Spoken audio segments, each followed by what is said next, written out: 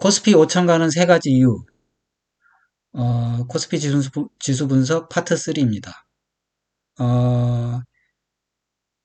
코스피 5천 가는 세 가지 이유 중에 두 가지는 파트 1에서 나왔고, 파트 3에는 한 가지 이유가 나올 것 같습니다. 오늘은 날짜는 2023년 11월 24일 금요일입니다. 시작하기 전에 왜 제 동영상을 시청해야 되는지, 즉, 왜 차트 분석, 기업 분석을 해야 되는지 말씀드리겠습니다. 주식 투자자 여러분, 이 그림 속의 인물, 절규하고 있는 이유는 무엇일까요? 그것은 그가 지금 바로 시장에서 퇴출되었기 때문입니다. 그럼 왜 그가 시장에서 퇴출되었을까요?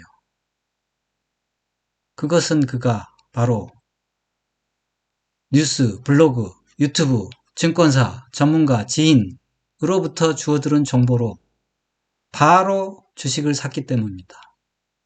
그랬더니 우량주라고 하는 녀석이 주가가 반토막이 났습니다. 그리고 어떤 코스닥 주식은, 좋은 정보가 있는 주식은 상장 폐지가 됐습니다. 주식 투자자 여러분, 주식은 전쟁이라는 책도 있듯이 주식으로 돈을 버는 것은 고사하고 쪽박 차고 퇴출되는 사람이 많습니다. 그런 사람들은 대부분 분석 없이 주워들은 정보만 가지고 주식 투자에 나섰기 때문입니다. 그것은 바로 건장한 체격을 가진 헬스보이가 몸만 믿고 총 없이 전장에 나서는 것과 똑같습니다. 총 없는 헬스보이가 전장에서 쓰러져 가듯이 분석 도구 없이 주식에 나선 초보 주식 투자자들은 오늘도 퇴출되고 있습니다. 제가 여러분께 기본적인 총과 헬멧을 만들어 시장에서 퇴출되는 일이 없도록 만들어 드리겠습니다. 오랫동안 시장에서 머물다 보면 여러분도 언젠가는 대박을 만날 것입니다. 차트 분석은 물론 어렵습니다. 하지만 계속 시청하다 보면 한눈에 차트가 들어옵니다. 지속적인 시청이 중요합니다. 코스피 분석 파트 3에서는 이미 이제 1, 2에서 일목균형표, 엘리어트 파동, 캔들 차트를 했기 때문에 거시경제 분석을 하고 거기를 통해서 이제 펀더멘탈하고 유동성, 수급을 보겠습니다. 그리고 이제 종합 의견을 내드리고 결국은 이제 매매 타점에 대해서 말씀을 드려보겠습니다. 코스피 PBR입니다. PBR이 뭐냐? 프라이스 북 밸류 레이시오거든요. 그러면 레이시오는 나누기입니다. 그래서 프라이스를 나누라. 뭐 장부가로 나누라.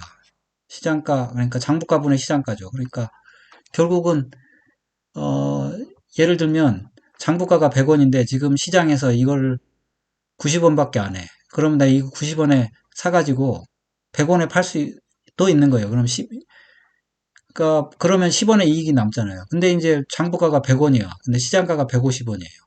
그럼 내가 이 150원에 사면 50원 손해 볼 수 있는 거예요. 그러니까 무슨 얘기냐? PBR은 낮을수록 좋다. 1이면 똔똔이고, 그렇죠. 그래서 지금 코스피를 보면 종가가 2514.96인데 오늘 11월 24일 겁니다. PBR이 0.92입니다. 그러니까 한 8, 그렇죠. 8% 정도 장부가에 비해서 저렴하다. 사면 이득 날 수 있다. 뭐 이런 얘기죠. 코스피 수출입 동향을 보겠습니다. 아니, 한국 수출입 동향인데 코스피라고 말씀드리겠습니다. 수출입 동향이 중요한 이유는 지수 관련 대형주가 수출주이기 때문이다. 아시다시피 삼성전자, SK하이닉스, 현대차, 기아차 뭐 이런 것들이 다 수출주죠. 그래서 우리나라는 수출이 잘 되면 주가가 올라갑니다. 수출이 안 되면 주가가 내려갑니다. 뭐 또 하나 있는데 또 무역수지가 중요한데 수출도 중요하지만 무역수지가 이제 흑자가 나야 되는데 무역수지에 결정적 영향을 미치는 것은 사실 수출이 잘 되냐 못하냐 보다는 유가가 높냐 낮냐입니다. 그래서 유가가 높으면 적자가 납니다. 그러면 이제 지수가 안 좋은 거죠.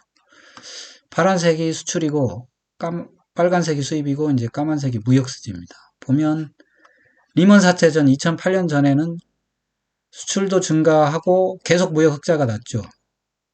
그러니까 주가가 계속 올랐었거든요. 근데 리먼 사태쯤에 아무튼 미국 경기가 과열되면서 유가가 엄청나게 올랐거든. 150불까지 오르니까 뭐 무역 흑자가 날 수밖에 없는 거죠. 뭐 예를 들면 50달러 하던 게 150달러 하면 뭐 600억 달러 수입해야 되는 거를 1800억 수입해야 되니까 그럼 무역 흑자 적자가 날 수밖에 없는 거잖아요.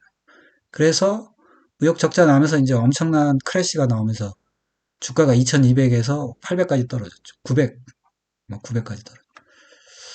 그리고 이제 무역 수지가 이제 정상으로 돌아오면서 주가가 정상으로 돌아왔죠. 지금 현재는 저는 이걸 빅테크 버블 상황이라고 보고 있는데 현재도 마찬가지로 아, 무역 흑자가 나고 그다음에 수출이 늘 때 이제 주가가 많이 팬데믹이겠죠. 이게 상승했는데 이게 이제 갑자기 그 석유값이 오르면서 보시면 수입이 늘어나죠. 그러니까 뭐 무역 적자가 엄청나게 나니까 결국 어쩔 도리 없이 코스피도 이제 2200까지 꼬꾸라진 거고요. 지금 중요한 터닝 포인트입니다. 이게 보시면 알지만 무역 흑자가 나고 있고 수출도 증가세로 돌아섰습니다. 결국 코스피는 앞으로 상승할 거다. 그걸 예고하고 있는 겁니다. 아, 여기에서 지수 관련 대형주 삼성전자 얘기가 나왔네요. 아, 이게 지수, 우리 코스피가 왜 5천을 갈 수 있냐? 그걸 삼성전자로 알아보겠습니다. 삼성전자는 이게 실적이 이제 좋다 나빴다 하죠. 왜냐하면 이게 설비 투자를 하기 때문에 설비 투자가 많을 때는 적자가 납니다. 아무튼. 근데 얘의 주가 패턴을 보면 이게, 이게 월봉 차트인데, 월봉 차트입니다. 이게 파란색인데, 파란색, 이게 60월선입니다. 60월선을 찍으면 상승합니다. 근데 60월선을 찍으면 상승하면 몇 배 정도 상승하냐? 여기 보면 8,500원에서 31,500원. 3배는 넘고 4배는 안 되는 거죠. 그 다음에 여기도 60월선을 찍었죠. 이게, 그렇죠. 이게 한 2만 1,000원 정도 될 것 같은데, 2만 1,000원에서 올라가면 이게 10만 원이잖아요. 아, 이게 10만 원 아닌가? 엄청나게 올랐네. 어, 그러네. 이게 지금 5배 오른 거네요. 10만 원. 10만 원은 안 됐지만. 4배는 넘었네. 근데 이번에도 60월선 찍었습니다. 찍었는데 이게 아마 높이가 5만 2천 원 정도 될 거예요. 그러면 이게 4배는 상승할 수 있겠죠. 그럼 20만 원이 되거든요. 20만 원. 그 EU3가 여기서 나옵니다. 삼성전자 현재가가 7만 원인데 코스피가 2,500입니다. 삼성전자가 시가총액 비율이 한 20%좀 넘을 거거든요. 근데 지금 이게 20만 원까지 간다는 거 아닙니까? 갈 수 있다. 그러면 7만 원에서 20만 원은 3배인데 지수가 그때 2,500에서 5,000, 2배 정도는 충분히 갈 수 있는 여력이 있죠. 꼭 간다는 얘기가 갈 수 있다. 그 이유가 3개가 되겠습니다. 이게 세 번째 이유. 다음은 이제 코스피 경기 종합지수를 보겠습니다. 코스피라고 하면 한국이라고 생각하시면 되고요. 지금 파란 게 선행지수 순환변동치, 검정 게 동행지수 순환변동치. 그러니까 뭐 선행이니까 경기보다 선행한다. 파란색이. 그리고 검정색은 경기랑 동행한다. 그럼 주가는 뭐랑 비슷하냐? 주가는 선행하잖아요. 그러니까 선행지수랑 비슷합니다. 선행지수 안에 코스피 지수가 들어있답니다. 파란 뭔가 모양을 보면 팬데믹 때 보면 이렇게 저점을 치고 벌써 동행지수는 이제 선행지수가 먼저 저점을 치고 같이 이제 올라가다가 선행지수가 먼저 저점을 치고 올라가 버리잖아요. 동행지수는 쭉 내려가죠. 왜냐하면 주가는 더 빨리 움직이니까. 그래서 선행지수 올라간 다음에 떨어지니까 동행지수는 그 뒤에 꾸역꾸역 따라오다가 결국 또 다시 떨어지고. 그리고 현재는 위치가 어떻게 되느냐. 선행지수가 먼저 바닥을 치니까 동행지수는 아직 바닥을 안 쳤거든요. 내려가는 것처럼 보이죠. 먼저 쳤고 그 다음에 저는 이게 이런 형태로 쌍바닥 형태로 나올까 봐 걱정이 됐거든요. 근데 지금 이게 모양이 여기서 이렇게 평행하게 나오는 게 아니고 약간 치켜드는 모양이 바로 올라가는 모양이 될 것 같습니다. 물론 코스피 영향도 있겠지만, 그래서 우리 선행지수 순환변동치도 거의 바닥권이다. 그래서 상승세로 갈 확률이 높다. 이렇게 말씀드릴 수 있겠습니다. 여기까지 이제 우리 코스피 펀더멘탈을 봤고요. 그럼 유동성을 이제 보겠습니다. 유동성은 결국 우리나라 유동성은 금리, 환율, 유가 이건데 뭐 우리나라에서는 환율이 중요하다고 하지만 그래도 금리도 중요하니까 국고채 10년물을 가져와 봤습니다. 국고채 10년물은 그러니까 국고채 10년물 채권이잖아요. 채권이 하락하면 금리는 상승하는 겁니다. 그러니까 지금 국고채 10년이 딱 보면 쌍바닥을 잡았잖아요. 그러니까 하락 다 했잖아요. 이제 국고채 10년물은 올라갈 일밖에 없어요. 그러니까 금리는 앞으로 어떻게 될 일밖에 없다? 내려가는 일밖에 없다. 이렇게 말씀드릴 수가 있습니다. 채권이 내려온 모양을 보면 A, B, C 제대로 내려갔고요. 조정받아 오면서 그 다음에 쌍바닥 제대로 쳤고 그 다음에 특히 그 월봉이 예를 들어 이 봉 3개를 거의 음봉 3개를 잡아먹는 큰 게 나왔습니다. 이거 이기면서 내려가기 힘듭니다. 쌍바닥 나왔고 그 다음에 이게 이제 월봉 차트인데 월봉에서도 보면 이 스토캐스틱이 이미 이제 올 골든 크로스가 23년 초에 나왔네요. 나와가지고 약간 뭐 마지막 사람들 죽이는 거죠. 이게 마지막 한번 죽인 다음에 다시 이제 올라가고 있습니다. 큰 문제는 없을 것 같아요. 금리는 바닥 쳤다 이렇게 생각하면 됩니다. 아, 금리가 바닥 친 게 아니고 이제 금리가 꼭지를 쳤다. 앞으로 내려갈 일밖에 없다. 그러면 이제 돈줄이 좀 풀린다. 뭐 이런 얘기죠. 환율을 보도록 하겠습니다. 우리나라에서는 환율이 중요합니다. 왜냐하면 외국인의 매수가 중요한데 외국인이 우리나라 주식을 매수하려면 환율이 내려갈 조건이 그러니까 결국 원화 강세가 될 조건이 돼야 매수할 수 있거든요. 어, 예를 들어 우리나라 주식을 사는데 원화 가격이 떨어져 버리면 외국인들은 주식에서 벌어봐야 손해를 볼 수가 있거든요. 근데 예를 들어 환율이 하락세다. 그러니까 원화가 강세가 예상된다. 그러면 코스피 사서 좀 손실이 나도 그거 다 보상이 되거든요. 그래서 환율이 중요하다.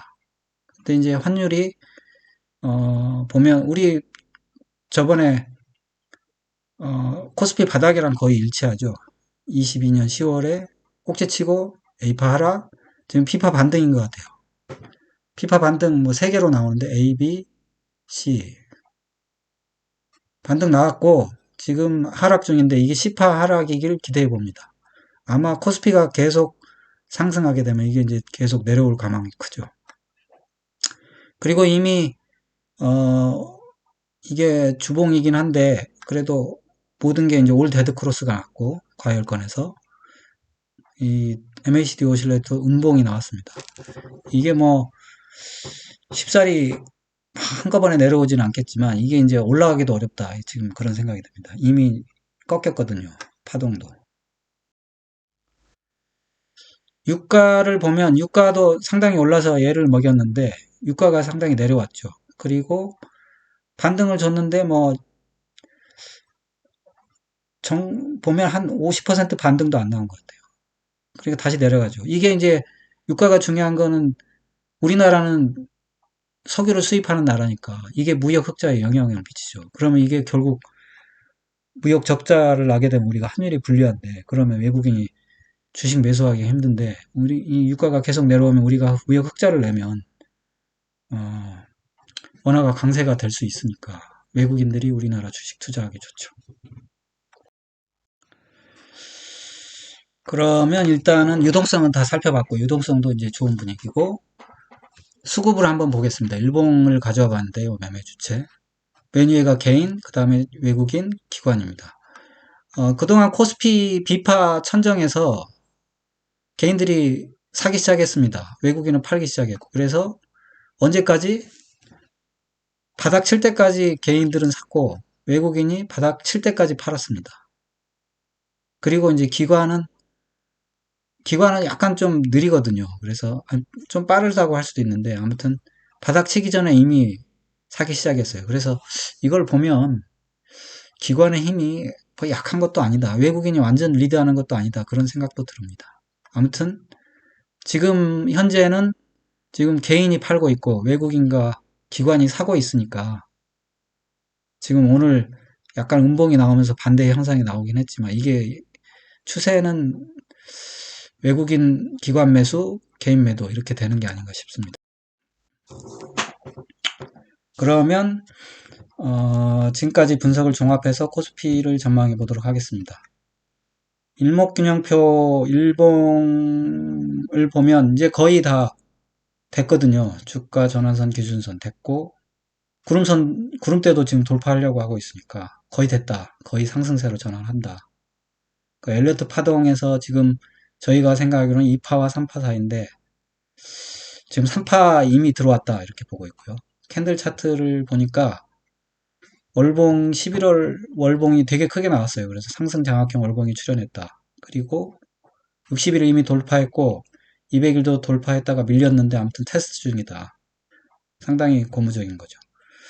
그리고 지표와 거래를 하면서 상승 다이버전스 이미 출현했고 유동성을 보면 금리도 이제 상승이 끝났고 환율도 상승이 끝났고 유가도 상승이 끝나서 유동성 측면에서도 상당히 유리한 조건을 확보했다 이렇게 생각합니다. 그리고 경기 수출입 PBR 뭐 이걸 펀더멘탈이라고 보는데 선행지수가 지금 바닥을 치고 이제 올라가는 것 같고 그 다음에 수출입에서 이제 흑자 전환했어요. 수출도 늘고 있고 석유값은 그렇게 올라갈 것 같지는 않아요. 그리고 PBR이 지금 0.92로 이제 저평가되어 있고 수급을 봤더니 외국인과 기관이 매수하고 있고 개인이 매도하고 있고 그 전에 이제 키포인트가 사실 배터리 하락세가 멈추는 게 중요했거든요. 근데 배터리가 하락세가 멈춘 것 같아요. 그러니까 거의 이제 하락 요인은 없는 거죠. 이렇게 보면 아무리 찾아봐도 하락 요인은 없다. 근데 이제 하락이 안 되니까 상승을 해야 되는데 상승을 하고 있는데 이게 중요한 게 모멘텀이에요. 모멘텀 무슨 말이냐? 상승 동력인데 중요한 거는 주도주입니다. 주도주가 튀어나와야 돼요. 그러니까 강하게 치고 나가는 놈이 나와야 이게 본격적으로 상승하는 겁니다. 그러니까 여러분들도 주도주가 튀어나오는지 그걸 잘 살펴보세요. 코스피 종합 전망을 보면 상승 전환 중이고 저는 뭐 전환했다고 보지만 그래도 아직은 바닥권이기 때문에 분할 매수를 좀 하는 게 좋을 것 같습니다. 마지막으로 코스피 매매 타점을 말씀드리겠습니다. 지금 코스피 일봉인데요. 전에 주중에 한번 말을 했었는데 저희 코스피 모양이 역헤드앤 숄더인데 이게 이제 역헤드앤 숄더로 가는 척 하다가 헤드앤숄더의 쌍바닥을 만드느냐 이거를 한번 봤는데 지금 형국을 보면 이런 2018년 11월처럼 약세 흐름은 아니다. 이평선도 멀고 그 다음에 음봉도 많이 나오고 그런 흐름은 아니고 팬데믹 바닥 2020년 3월과 같은 좀 강한 장이다 이렇게 보이거든요. 그래서 결국 그런데 이게 주가가 한없이 그냥 올라갈 수는 없거든요. 21선과 만나야 됩니다. 그래서 여기도 21선 만났거든요. 2020년 3월에도. 지금 2020년 3월과 같이 이때와 같이 지금 이격이 너무 벌어져 있어요. 주가하고 21선.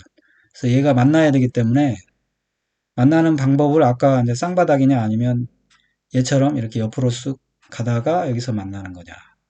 근데 저는 이제 이렇게 이미 좀 약간 쉬었기 때문에 쉬어서 어디쯤? 2530쯤? 그쯤에서 만나는 게 아닌가. 지금 그렇게 생각하고 있습니다. 그리고 보면 이제 결국 매매 타점을 제시를 해야 되는데 저는 2280이 코스피 대바닥이라고 보거든요. 그래서 팔 필요는 없지 않나. 뭐 이거를 뚫고 내려가면 그때 팔아야 되는데 뭐 이게 하루아침에 빠지는 건 하루 이틀에 빠지는 건 아니기 때문에 그때 되면 그때 또 제시도록 하도록 하겠습니다. 이 밑으로 내려. 그리고 그 전에 매매 타점은 여기 이 양봉의 고점을 돌파할 때거든요. 이미 고점을 돌파했거든요. 그래서 매수를 하면 되는데 이걸 뭐 이게 지금 옆으로 기어갈 공산이 크기 때문에 사가지고 마음고생 하느니, 뭐, 예를 들면 내가 1,000을 매수해야 된다 그러면 하루에 10씩 매수하든지 이렇게 조금씩 매수하는 게, 분할이라고 했는데 분할이 아니고 진짜 촘촘하게 조금씩 매수하면서 뭘 기다려야 된다? 승부처를 기다려야 된다고 합니다.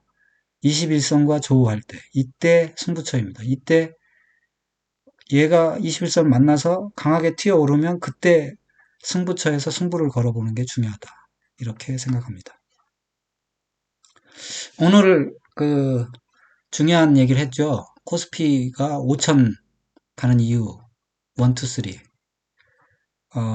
그거 잘 기억하시고, 힘내시기 바랍니다. 본 동영상은 투자 권유 동영상이 아닙니다. 모든 투자의 책임은 투자자 본인에 있으니 투자는 각자 개인의 판단하에 투자하시고 본 동영상은 참고만 하십시오.